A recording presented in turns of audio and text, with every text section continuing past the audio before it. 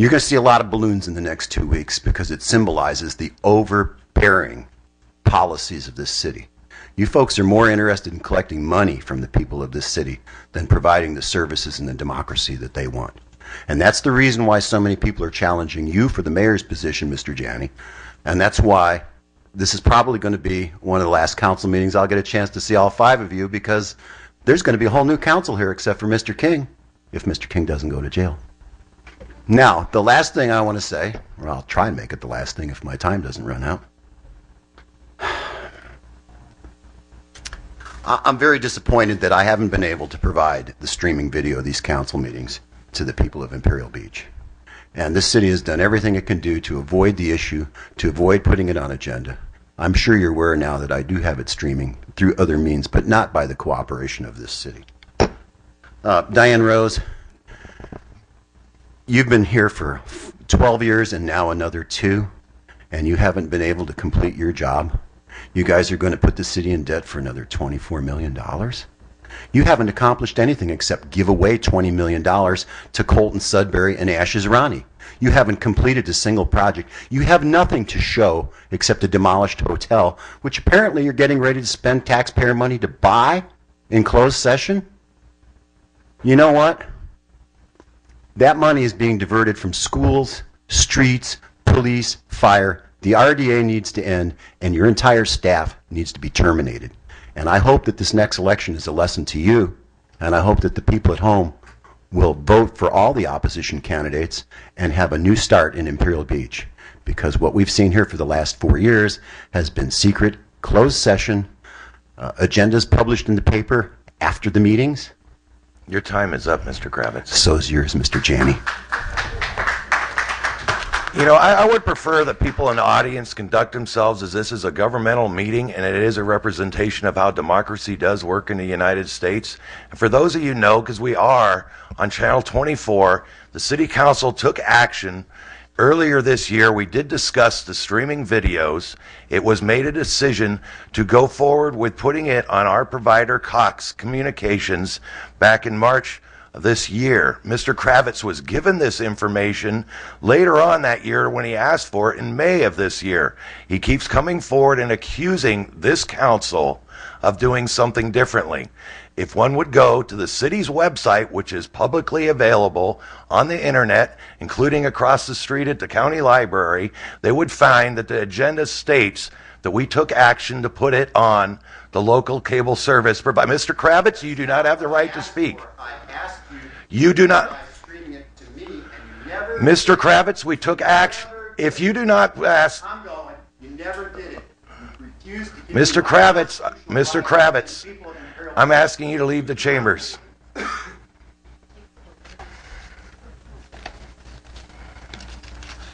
Let me add something to this. Mr. King, please. Yeah. Just for all you in the audience and for the council as well.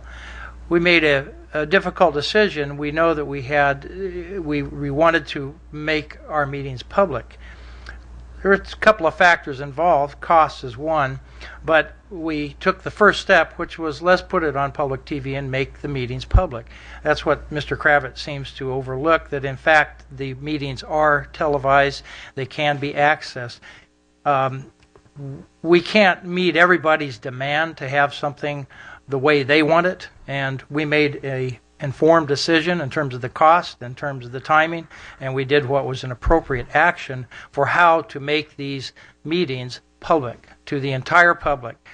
And one of the things that everyone should be aware of is that not everyone has a computer, not everyone knows how to access a computer, and we're actually providing at this point in time a good source of information. That may change in the future when we revisit this issue, but I think that the comments that are made here are very directed and they're very incendiary. And I just want to clear the records that we have moved in what is an appropriate action, and we have made ourselves public. And our meetings are all public. So I think there's a lot of misinformation going around from Mr. Kravitz. Thank you.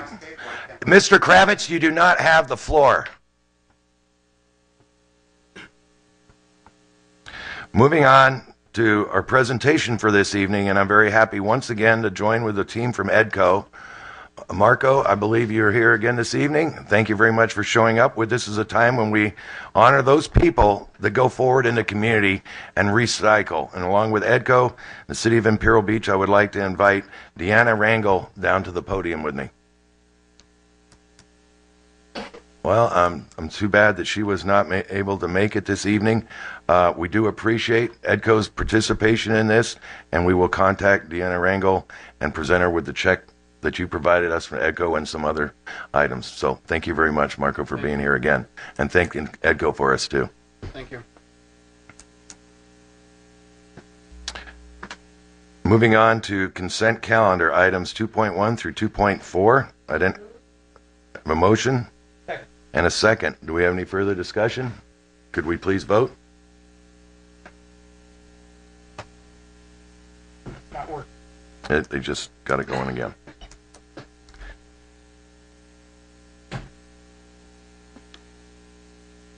Nope.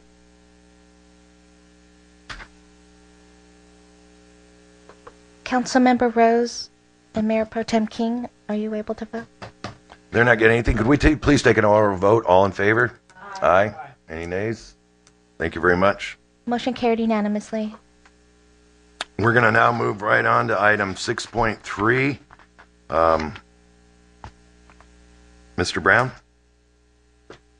Mayor, Council, last week, Mr. McGrain presented some previews to the redevelopment bonds, talked about the risk analysis and the assurances and the safety and the precautions that he and the bond people have put into this bond issue. I'd like ask him to briefly go over the resolutions that we're asking you to consider. And then if you have any questions, we also have two of the representatives from the bond team available. Mr. McGrain. Thank you. I'll have just a very brief presentation, then we can open up with questions. We do have with us our underwriter from Piper Jaffray, Dennis McGuire, and your bond counsel who put together all the resolutions and the official statement for you. So if you have any questions, we have Mr. Dave Fama from Jones Hall. Just as a background, since about 2007, you've been examining the assessed value and to see whether there was enough capacity to go out for another debt issue. So you've had that over the last 3 years. On the 21st, there was the MOU with the Seacoast Inn, and which would mean if we went ahead with that, we would have to look at debt financing. September 1st, you looked at a number of items on a list that could potentially be funded by this, such as further redevelopment projects, street improvements, bikeway village, those types of things. On October 6th, as a city manager, you reviewed the safety, your ability to pay these bonds, how much money you have after you pay these bonds for items that could come up after the bonds are issued. And on the 11th, we received an A rating from S&P, which saves us about almost 0.5% on what the interest rate will eventually be. So it's pretty fortuitous that we got the A rating. The process tonight is the City Council will be adopting a resolution approving the issuance of the bond. There will be another resolution with the RDA authorizing the issuance of bonds, the indentured, deed of indenture, the sale of the bonds to the financing authority, and authorizing the official statement as it stands now. Then the finance authority, there's a resolution authorizing the purchase of the bonds by the financing authority, which is just another JPA that helps implement or facilitate the payment of the bonds. And then the authority will sell the bonds to the underwriter. We'll get our proceeds, and then we'll be able to use it on our project. What happens next is you're going to set a limit of $24 million. And we probably, in all likelihood, would not reach that figure. But in the event that the day the bonds are priced, if interest rates should be favorable, you can borrow more money at the same interest cost or at the same payment. So we're going to ask for authorization for $24 million. And the next slide will go over what we're expecting. Then the week of November 1st, there'll be a presentation to potential investors. They'll price the bonds. That's where we'll know exactly the cost. The week of the 8th, we'll print the final official statement. And then the week of November 15th, it should close. So that's the next steps. If the bonds were issued the day we got our ratings, we would get approximately $21.9 million in gross bond proceeds. 16.3 of those could be used for projects. We have reserves and capitalized interest of $4.1 million, so there's about half is an official reserve.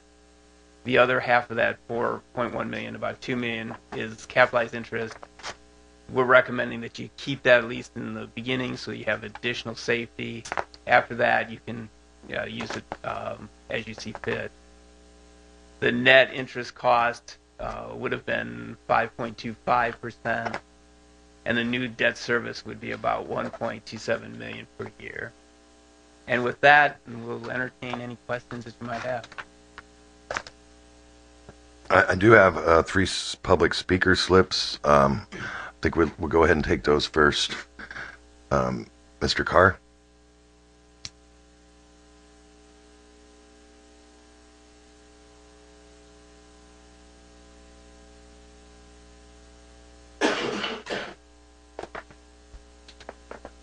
My name is John Carr. I live at 1003 Elm Avenue, Imperial Beach, California. I'm a little bit confused about the bond issue, and I'm reading from page 9, where it refers to security for the bonds. And I'm going to read the first 3 or 4 sentences, and I think the city attorney can probably clarify what this one word "except" means. Redevelopment law and the